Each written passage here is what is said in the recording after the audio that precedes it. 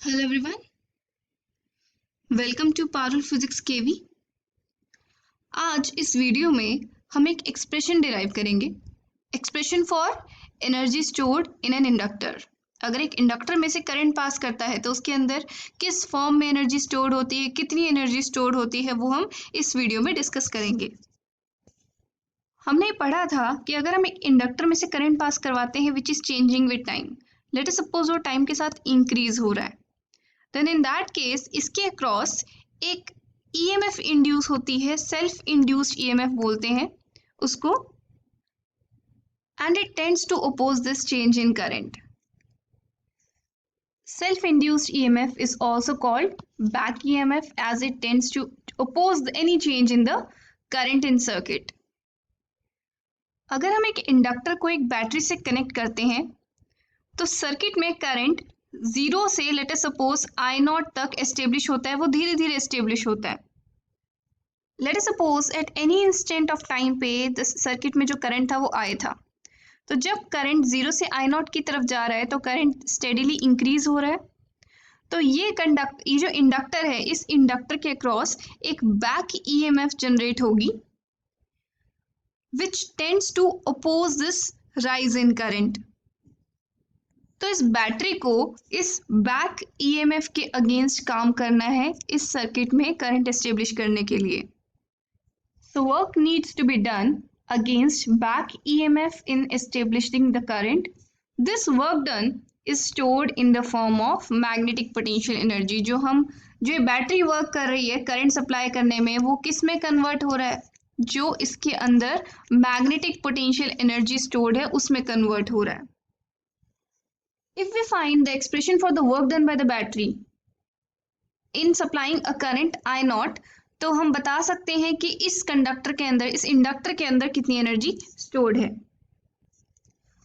Now let us suppose किसी भी instant of time पे सर्किट में जो करंट है वो है आई, और dt टाइम में हमारी बैटरी ने कितना वर्क किया है, dw वर्क किया है in supplying a current di.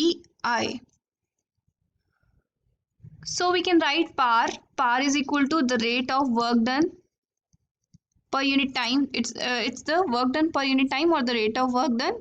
It's equal to potential difference across the inductor into the current flowing through the inductor. Potential difference battery के अक्रॉस जितना पोटेंशियल है वही पोटेंशियल डिफरेंस होगा इंडक्टर के across into the current flowing through the inductor.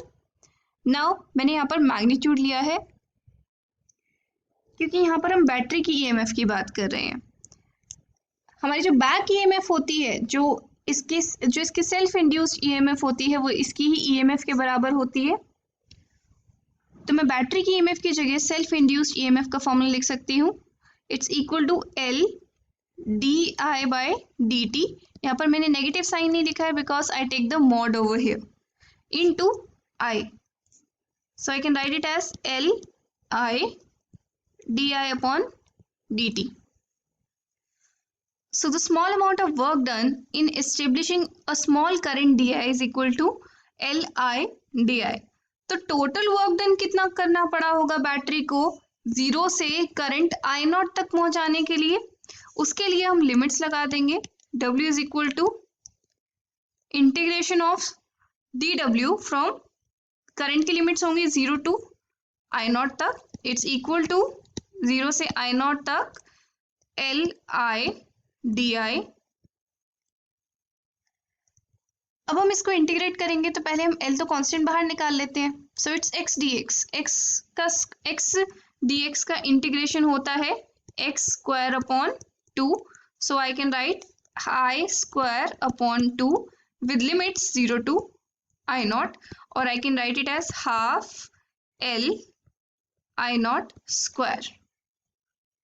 This is the total amount of work done in establishing a current I naught. तो ये सारा का सारा वर्क डन कहाँ कन्वर्ट हो रहा है? Energy stored in the inductor. This is also the formula for energy stored in an inductor. Now this expression for energy stored in an inductor can be compared to energy stored, energy possessed by a moving object. अगर कोई m मास का object move कर रहा है जिसकी velocity v है तो उसके केस में काइनेटिक एनर्जी होती है हाफ mv स्क्वायर. इस केस में हमारा m होता है mass which acts as an inertia. ये इनर्शिया का रोल प्ले करता है, मतलब कि ये स्पीड को ना ज्यादा होने देना चाहता है ना कम होने देना चाहता है। Inertia does not want the state of motion of that object to be changed. वो उसके state of motion के change को oppose करता है। Similarly यहाँ पर L भी एक तरह से सेम रोल प्ले करता है, इसलिए यहाँ पर L को हम बोलते हैं electrical inertia as it opposes the growth and decay of current in the circuit. ये अपोज करता है कि सर्किट में जो करंट है वो चेंज नहीं होना चाहिए। ये एल की जो प्रॉपर्टी है, जो इनर्शिया वाली प्रॉपर्टी है, इलेक्ट्रिकल प्रॉपर्टी, ये चाहती है कि इस इंडक्टर में से ना करंट ज्यादा होना चाहिए ना करंट कम होना चाहिए।